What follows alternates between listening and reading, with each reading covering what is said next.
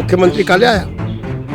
હવે તો વડોદરા શહેરમાં સફાઈ થાય છે ને, કોઈ આંગળી ઊંચી નહીં કરી. જરા હુંકારો ભરો. અલા ભાઈ, હુંકારો ભરવાથી ના થાય. તમારે લોકો આવો તારે પડદા લગાડવા પડે છે આ શહેરની અંદર. જો બોર્ડ બને કે ના બને, આપણને જ્યારે લોકપ્રતિનિધિ તરીકે મોકલ્યો હોય, અને લોકપ્રતિનિધિ એટલે લોકોનો સેવક હોય, માલિક ના હોય. કારણ કે વોટ ના આપે તો હું ક્યાંથી ચૂંટાવું ભાઈ? મોર દેન 50%, 50% કરતાં લોકોને આજે પણ ઘર વકરીનું સામાન અને જે કેશ ડોલ હોય એ બી નથી મળ્યું. છેલ્લા 30 વર્ષથી હું લડું છું કે ભાઈ આ સ્લોટર હાઉસ શહેરની બહાર લઈ જાઓ. તે વખતે અમે સભાની અંદર કોઈ પણ ટેન્ડરની જો રજૂઆત કરીએ અને એની અંદર ભ્રષ્ટાચાર બતાડીએ તો સાહેબ એ ટેન્ડર સ્થગિત થઈ જતું. એટલે અંધેર નગરી, ગંડુ રાજા અને ટકેસર ભાજીને ટકેસર ખાધા એવું હાલ છે. બાળુભાઈને મેં સભામાં કીધેલું કે ભાઈ અમારાથી સ્લોટર હાઉસ છે, દુર્ગંધ મારે છે, તો સભામાંથી ઉઠીને આવું, સ્લોટર હાઉસને જોવું અને 15 જનાવરોનું એકમ સાયન્ટિફિક બનાવવું એ બી એક સારી વાત છે. તો માલિક તો એ છે, પણ માલિક બચારો ચૂપચાપ બેઠો છે. એ ચૂંટાયેલા પ્રતિને સાહેબ સાહેબ કરે છે. અલા સાહેબ તમે છો. કેટલું નાનું અમતું બજેટ હતું, 100 કરોડ 200 કરોડ રૂપિયાનું બજેટ હોય, 300 કરોડ ચાલો ને, આજે 5000 કરોડનું બજેટ છે, તોય લોકો હેરાન છે. રામ નામ કી લૂટ હે, લૂટ સકે તો લૂટ, અંતકાલ પછતાએગો પ્રાણ જાએંગે છૂટ. નમસ્કાર, આપ જોઈ રહ્યા છો યુટીસી ન્યૂઝ. વાત વડોદરાની. આજે આપણી સાથે જોડાયા છે વિપક્ષના નેતા ચંદ્રકાંત શ્રીવાસ્તવ. આજે એમની સાથે આપણે ચર્ચા કરીશું વડોદરા વિશે. ચંદ્રકાંતભાઈ, અમારો એક પ્રોગ્રામ હોય છે કે વાત વડોદરાની, જેમાં વડોદરાની આપણે વાતો કરતા હોઈએ છીએ. તમે એક કોંગ્રેસી નેતા, સિનિયર કાઉન્સિલર, વિપક્ષના નેતા અને એક વડોદરાના નાગરિક પણ છો. એક નાગરિકની દ્રષ્ટિથી જ્યારે તમે શહેરને જુઓ છો તો શું જુઓ છો? નાગરિકની દ્રષ્ટિએ જોવા જઈએ તો નાગરિક જ બચારો ચૂપ છે. આટલી બધી મુસીબત હોવા છતાં પણ બચારો બોલી નથી શકતો. એ કમનસીબ છે. તમે વિચાર કરો કે લાસ્ટ યર એવું હતું કે 5000 કરોડનું નુકસાન થયું. સરકારે વાયદો કર્યો કે ભાઈ તમને ઘર વકરી આપીશું, નુકસાનના પૈસા આપીશું. વેપારીઓને કીધું કે તમને ઊભા કરવા માટે અમે વ્યવસ્થા કરીશું. બધી વાતો વાર્તાઓ કરી. મોર દેન 50%, 50% કરતાં લોકોને આજે પણ ઘર વકરીનું સામાન અને જે કેશ ડોલ હોય એ બી નથી મળી. સરકારનો મતલબ છે કે જો બોલે વો કરકે દિખાવે, ઇટ મીન્સ સરકાર. સહકાર આપે એનું નામ સરકાર. હવે તમે વિચાર કરો, ગયા વર્ષે એવું કીધેલું કે હવે પછી પાણી નહીં ભરાય. એટલે અમે તે વખતે ટેન્ડર ફ્લોટ થયો ત્યારે મેં સભામાં કીધું હતું કે અમને ખબર છે કે આમાં ભ્રષ્ટાચાર છે, આમાં ખબર છે કે ખાયકી થવાની છે. તોય છતાં વડોદરાનો શહેરનો જે નુકસાન થયો છે એના કરતાં આપણે 100 દિવસમાં તમે કામ કરવાની જે બાંહેધરી આપો છો માટે અમે તમને સમર્થન આપીએ છીએ. પછી એ લોકોએ ટેન્ડર રિજેક્ટ કર્યું. પછી અહીંથી ત્યાંથી ગવર્મેન્ટમાંથી લઈ આવ્યા 62 કરોડનું ટેન્ડર. એના પછીના જે ટેન્ડરો હતા એ રૂપારેલ કાંસ, ભૂકી કાંસ, મસીહા કાંસ, આ બધાની પહોળી કરવાની, એમના જે પાણી નથી જતું એના રસ્તા કરવાના, આ બધી બાબત હતી. આજે પણ રૂપારેલ કાંસની અંદર આ પાણી, ડ્રેનેજનું પાણી વહે છે. 400 કિલોમીટર વરસાદી ગટરની અંદર વરસાદનું પાણી નથી જતું, એના કરતાં ડ્રેનેજનું પાણી વહેણ થાય છે. અમારા ગાજરાવાડી સુએજ પમ્પિંગ, એની અંદર વિધાઉટ ટ્રીટમેન્ટ પાણી છોડવામાં આવે છે રૂપારેલ કાંસમાં. એવી જ રીતે સ્લોટર હાઉસ, છેલ્લા 30 વર્ષથી હું લડું છું કે ભાઈ આ સ્લોટર હાઉસ શહેરની બહાર લઈ જાઓ. કશી નહીં. એક એકમ બનાવ્યો વૈજ્ઞાનિકની ઢબે, એ પણ 15 ગાયો કે સમથિંગ, પણ કેપેસિટી રોજની 50-60ની છે. તો આખા વિસ્તારમાં દુર્ગંધ મારે જ છે. પાણીની સમસ્યા છે, ડ્રેનેજની સમસ્યા છે, દરેક બાબતની સમસ્યા છે. તો નાગરિકો શું વિચાર કરે? બચારા બોલીને થાકી જાય છે. ભટ્ટુભાઈ આવું કેમ છે? કેમ કે માનો કે 30 વર્ષથી ભાજપની સરકાર છે, એના પહેલાં કોંગ્રેસની સરકાર હતી, તમે તો બંને સરકારોને જોઈ લીધી છે.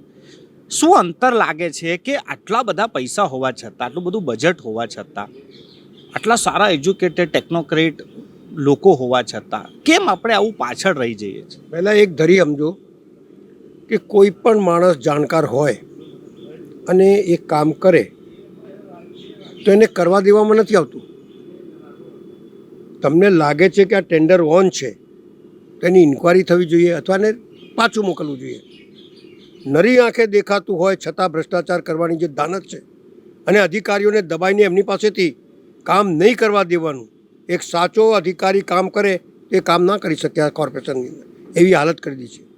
હવે કોંગ્રેસ અને ભાજપમાં જે ડિફરન્સ, કારણ કે હું તો ઇન્ડિપેન્ડન્ટ આવ્યો હતો પહેલી વખત અને બીજી વખત ઇન્ડિપેન્ડન્ટ હતો, મેં બંનેનું શાસન જોયું. તે વખતે અમે સભાની અંદર કોઈ પણ ટેન્ડરની જો રજૂઆત કરીએ અને એની અંદર ભ્રષ્ટાચાર બતાડીએ તો સાહેબ એ ટેન્ડર સ્થગિત થઈ જતું હતું, એ ટેન્ડર પાછું જતું રહે. અહીંયા તો ગમે તેટલી તુંબામાં બૂમો પાડો, આ સ્ટેન્ડિંગ કમિટીની અંદર બધા એવા કામો થઈ રહ્યા છે જે કાયદાની વિરુદ્ધ છે. ખાલી હૈસા જુલ્લા કામ કરી લો અને તમે વિચાર કરો કે જે કોંગ્રેસના શાસનમાં ઘરે ઘરે દવાઈઓ છાંટવામાં આવતી હતી, મચ્છર હોય એટલે ઘરે ઘરે પેલા પંપથી સાફ કરે, ગટરોની અંદર ઉતરીને માણસ કામ કરતું હતું. આપ સમજો, 2 ટાઈમ સફાઈ થતી હતી, 1 ટાઈમ નહીં 2 ટાઈમ, સવાર અને સાંજે. મહિલાઓની ભરતી થતી હતી. હવે તો પાર્ટીની અંદર કોણ કર્મચારી આવે છે, કોણ નારા લગાડે છે, કોણ પાર્ટી માટે જ્યારે બોલાવવામાં આવે ત્યારે આવી જાય ટોળા લઈને, એવા બધા માણસોની ભરતી કરી છે. એટલે જે મૂળ કામ છે સફાઈનું એ તો બાજુ પર રહી ગયો. બસ દરેક વસ્તુ કાર્યકર્તા, આ અમારો કાર્યકર્તા એટલે નોકરી મૂકી લો, ભલે કામ કરે કે નહીં. આજે બી કહું છું, ઘણા લોકો એવા છે જે હાજરી પુરાઈને જતા રહે છે, તો કોર્પોરેશન કઈ રીતે ઊંચી આવે તમે વિચાર કરો. તો ભાઈ તમે આટલા સિનિયર છો અને તમને કોર્પોરેશનમાં ઘણી વખત એવું જોયું છે કે તમે સત્તા પક્ષના લોકો સાથે પણ બહુ જ ફ્રેન્ડલી વાત કરો છો, ઓફ ધ રેકોર્ડ વાત કરી લો છો. કોઈ દિવસ તમે એમને કીધું છે કે તમે આવું કેમ કરો છો, કે આવું શું સમસ્યા છે? ઓફ ધ રેકોર્ડ વાતો થાય આવી કોઈ? મેં તો વારંવાર કીધું છે, વારંવાર, એક વખતની અનેક વાર જ્યારે મળ્યા છે ત્યારે કીધું છે કે ભાઈ આ કોર્પોરેશનને સત્યાનાશ કરી નાખ્યો તમે લોકોએ. જે કોર્પોરેશનની અંદર 180 રૂપિયામાં 2 ટાઈમ પાણી આવતું હતું, ત્યાં તમે 1200 ને 1600 રૂપિયા લો છો. જે મજદૂર ફેક્ટરીઓમાં કામ કરે છે, ખાલી અડધો નો કનેક્શન કે એકનો કનેક્શન હોય, એના તમે 10-10, 12-12 હજાર રૂપિયા પાણીના લો છો. એ લોકો કંઈ પાણીનો વેપાર નથી કરતો. સીધો સિદ્ધાંત છે કે વેપાર કરે તો આપણે ટેક્સ લેવું, એ વેપાર નથી કરતો. એ લોકોને પાણી, મજદૂરોને પાણી માટે મળે છે, એના બી 10,000 રૂપિયા. કોમર્શિયલ એક એપાર્ટમેન્ટ હોય અને એક એપાર્ટમેન્ટની અંદર તમે 6નો કનેક્શન, એ અડધા ઇંચના 10 કનેક્શન આપો અથવા 1 ઇંચના 10 કનેક્શન આપો, તો એટલા જ પૈસા લેવા જોઈએ કે આખા એપાર્ટમેન્ટની અંદર જેટલા લોકો રહેતા હોય એમની પાસેથી પૈસા વસૂલ કરવા જોઈએ? તમે પાણી તો આપો છો સમમાં, તો તમે કઈ રીતે તો મોટરથી બચારો પાણી ચડાવો છો ઉપર અને લોકોને પાણી મળશે? પણ નહીં, નીતિ જ બધી ખોટી. તમારા વિસ્તારની, તમારા ઘરમાં કનેક્શન નહીં હોય ને તો બી તમારે પાણીનું બિલ ભરવાનું, ડ્રેનેજનું બિલ ભરવાનું. કેવી રીતે ભાઈ? ટીપીસ્કોમાં પાડી, ટીપીસ્કોની અંદર બધા પ્લોટો મળી ગયા, તમે ગામડાઓને ટીપીસ્કીમાં લઈ લીધું, ટેક્સ તો તમે શહેરનું લગાડી દીધું, પણ શું તમે ડ્રેનેજ, પાણી, લાઇટની કે રોડની સુવિધા આપી છે ખરી? નહીં. પૈસા ઉઘરાવવા માટે બધા ટીપી નખાઈ રહ્યા છે. અને ટીપીમાં બી અંદર એવું આવ્યું છે, બધા મેં 200 કેસ શોધીને આપ્યા છે કે કેટલાકની 0% કાપી છે. માલે તુજાર બિલ્ડરો એની 0% કાપી છે અને ગરીબ માણસ જેની જમીન ગઈ છે એની 40% જમીન કાપવાની. એટલે અંધેર નગરી, ગંડુ રાજા અને ટકેસર ભાજીને ટકેસર ખાધા એવું હાલ છે. એટલે આ કોર્પોરેશનને આ મુખ્યમંત્રી કાલે આવ્યા, હવે તો વડોદરા શહેરમાં સફાઈ થાય છે ને, કોઈ આંગળી ઊંચી નહીં કરી. જરા હુંકારો ભરો. અલા ભાઈ, હુંકારો ભરવાથી ના થાય. તમારે લોકો આવો ત્યારે પડદા લગાડવા પડે છે આ શહેરની અંદર. એવું આ શહેર નહોતું ભાઈ. આખા શહેરની સિસ્ટમ બગાડી દીધી છે.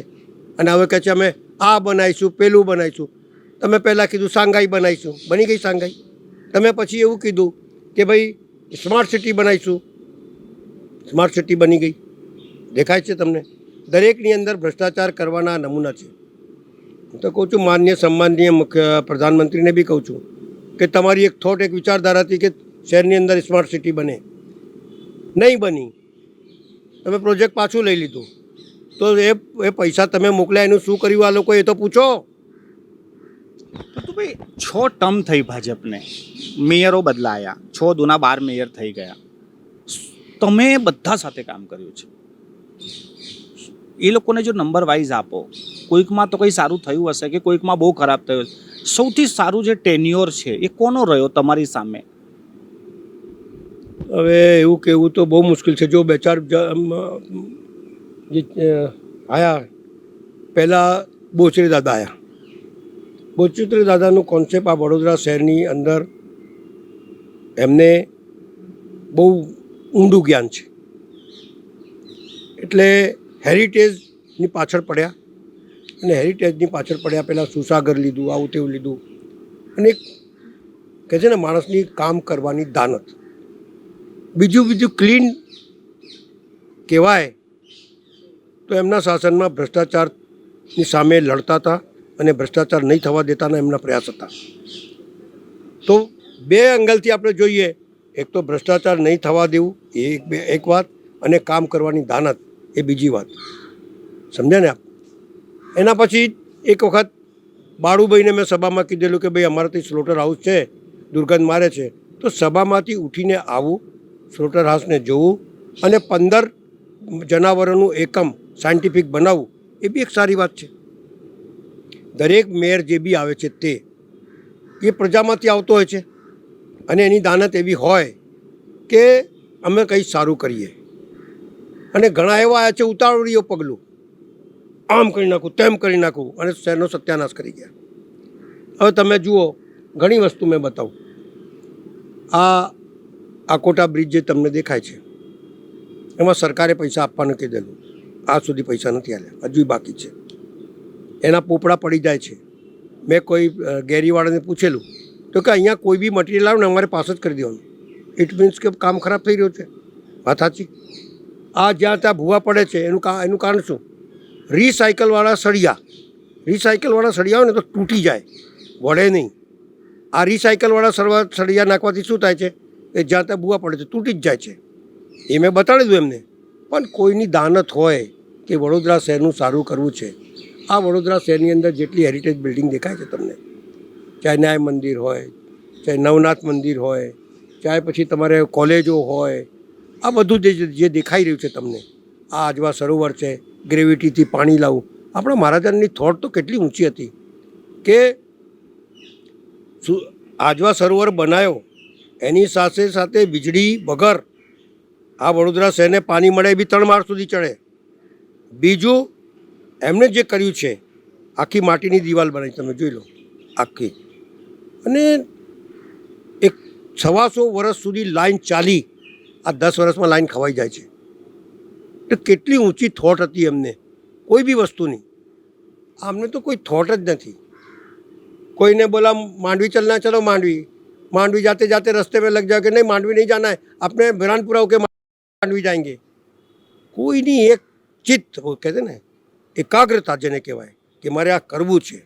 અર્જુન કો ખાલી ચકલી કી આંખ દિખતી હતી, ચકલી નહીં દિખતી હતી, એવી થોટ મહારાજામાં હતી. તો ભાઈ તમે કીધું અપક્ષથી શરૂઆત કરી, આજે કોંગ્રેસ તરફથી તમે વિપક્ષના નેતા, અફસોસ થાય કોઈ દિવસ કે આટલા વર્ષો મેં કોર્પોરેશનમાં ગયો પણ સત્તા પક્ષમાં અમારા જે વિઝનો હતા અમે ના કરી શક્યા, એવું થાય કોઈ દિવસ? નહીં, વિઝન તો બહુ હોય આપણા, પણ આપણી પાસે સત્તા છે નહીં. એ જ કહું છું, અફસોસ થાય કે આટલો લાંબો સમય કોર્પોરેશનમાં રહ્યા પણ સત્તામાં ના આવ્યા. નહીં, એવું અફસોસ આપણને નથી, કારણ કે સત્તાની લાલચ જ નથી. સત્તાની લાલચ હોત તો કારનો કાંઈ બીજી પાર્ટીમાં તમારું બોર્ડ હોત તો તમે કંઈક તમારા વિઝન લાલાઈ શકત, એ મારી વાત છે. તો આ અફસોસ રહે કે આટલા વર્ષો ભલે મેં કોર્પોરેટર રહ્યો પણ બોર્ડમાં જે અમારી સત્તા હોત તો અમે આવું કરત તેવું કરત. પહેલી વાત તો એ ભ્રષ્ટાચાર રોકી શકતું, અને ભ્રષ્ટાચાર રોકો તો બહુ બધું ડેવલપમેન્ટ થઈ શકે છે.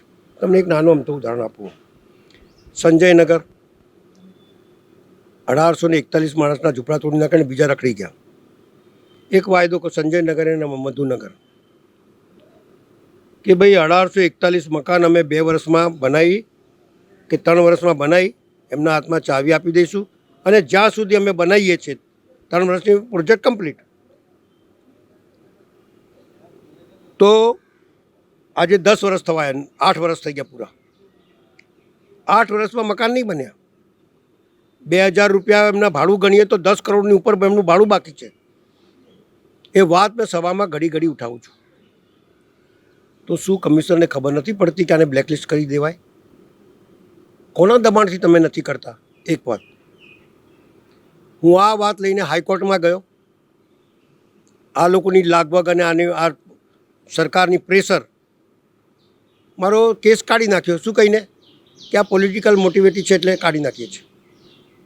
मैं सुप्रीम में गयो कारण कि हमारे धकस है कि उन गरीब आदमियों का पैसा मिल जाना चाहिए जिनको 7-8 बरस तक तुमने घर नहीं दिया और उसमें से 70 आदमी मर गए. एक थॉट, एक विचारधारा जेम व्हाइट हाउस में मरी लड़ेलो एकलो. પછી સુપ્રીમમાંથી હમણાં ઓર્ડર આવશે તો તમે સમજો કે અમારે લડવું પડે કે તમારી સત્તાની અંદર કમિશનરને પાવર છે કે એને બ્લેકલિસ્ટ કરી અને એના ખર્ચેને જોખમે તમે કામ કરો અને ગરીબોને ઘર આપો. तुम्हारे वादे से, તમારા વાયદાથી, तुम्हारे विश्वास से, તમારા વિશ્વાસથી માણસે બચારાએ ઘર ખાલી કરી દીધું. તમે બુલડોઝર ફેરવી દીધું અને એમને રસ્તામાં રખડાઈ રહ્યા છો. આ એક જગ્યા નહીં, દરેક જગ્યાએ જ્યાં એમને જમીન દેખાઈ.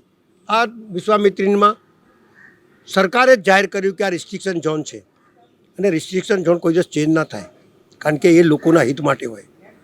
એમના જ બધા માણસોએ રિસ્ટ્રિક્શન ઝોન ચેન્જ કરાવી સરકારમાંથી અને પાછું ઘરો બનાવી લીધા. તો પછી પાણી ભરાવાનું જ છે ભાઈ. તો તમારે ખાલી વાર્તાઓ કરવાની છે કે શહેરના હિતમાં કામ બી કરવું છે ભાઈ. બધું ભાઈ માનો કે તમારું બોર્ડ બને ને તમે મેયર બની જાઓ, એવા કયા કામ છે તમે ના કરો? જો બોર્ડ બને કે ના બને, આપણને જ્યારે લોકપ્રતિનિધિ તરીકે મોકલ્યું હોય અને લોકપ્રતિનિધિ એટલે લોકોનો સેવક હોય, માલિક ના હોય. કારણ કે વોટ ના આપે તો હું ક્યાંથી ચૂંટાવું ભાઈ? તો માલિક તો એ છે, પણ માલિક બચારો ચૂપચાપ બેઠો છે. એ ચૂંટાયેલા પ્રતિને સાહેબ સાહેબ કરે છે. અલા સાહેબ તમે છો, પોતાની ઓળખ બતાડો. તમે કહો કે ભાઈ મારા તે ડ્રેનેજ ભરાઈ રહી છે તો ધડાકો કરો એનો. જબ તક तुम लोग लड़ोगे नहीं तब तक આ લોકો સાંભળવાના નથી. આ ગયા વખતની ચૂંટણીનું હું પરિણામ બતાડું. મારા 2 કેન્ડિડેટ હારી ગયા. કઈ રીતે હાર્યા? મારે આખાના આખા વિસ્તાર છે ને, જે વોર્ડ નંબર 16માં આવે છે એને વોર્ડ નંબર 15માં ગોઠવી દીધા. અને તે વખત મારી પાસે જોવાનો સમય નહોતો. એ જો હોત મારી 4-4ની પેનલ આવત, પણ મને હરાવવા માટે આખી ટીમ ઉતરી ગઈ. અલા ભાઈ હું કામ ઉતરો છો તમે? જો તમે સારું કામ કર્યું હશે તો લોકો તમને બોટાલશે, પણ નહીં. સામ દામ દંડ ભેદ અધિકારીઓ કા ઉપયોગ કરના, બધાનો ઉપયોગ કરી અને પછી ચૂંટણી જીતવા નીકળો છો. બોગસ વોટિંગ, બધા તમારા કાર્યકર્તાઓ. અરે એવી ચૂંટણી જીતીને હું મતલબ છે ભાઈ? લોકો, મેં તો કોઈ જગ્યા આવો પ્રચાર બી નહીં કર્યો. આ લોકોએ મારામારી કરી, મારા માણસોને માર્યા, તો છતાં લોકોએ વોટ આલ્યા, નહીં હરાઈ શક્યા. તો એવા કામો કરો ભાઈ કે જે તમને પ્રજા પ્રેમ કરે. એવા કામ નહીં કરો કે પૈસા આપવા પડે, દાદાગીરી કરવી પડે, અધિકારીનો સહારો લેવો પડે, બોગસ વોટિંગ કરવી પડે. આ બધું ના હોય કોઈ દિવસ. એટલા જ માટે ડેમોક્રેસી બનાવીને ગયા છે આપણા પૂર્વજો. ચાહે બાબા આંબેડકર હોય, ચાહે જવાહરલાલ નહેરુ હોય, ચાહે આપણા બધા નેતાઓ. સમજો ને તમે. છેલ્લો સવાલ, હવે 3 મહિના બાકી છે. સરદાર વલ્લભભાઈ પટેલ છે. હવે 3 મહિના બાકી રહ્યા ચૂંટણીમાં. આ 3 મહિનામાં બોર્ડે એવું તો શું કરવું જોઈએ? હજી પણ કઈ લોકોને સલાહ આપશો? એ સલાહ માનવાવાળા છે નહીં. બધા બુદ્ધિશાળી લોકો છે. એક કે છે આમ કરો, બીજો કે છે આમ કરો, ત્રીજો કે છે આમ કરો. અલા ભાઈ તમારે કહેવાની શું જરૂર છે? શહેરના હિતમાં લોકોને પૂછો ને કે તમને શું જરૂર છે. તમે એક આટલા ટાઈમની અંદર લોકોને કદી પૂછવા ગયા છે? આ કાલનો પ્રોજેક્ટ હતો.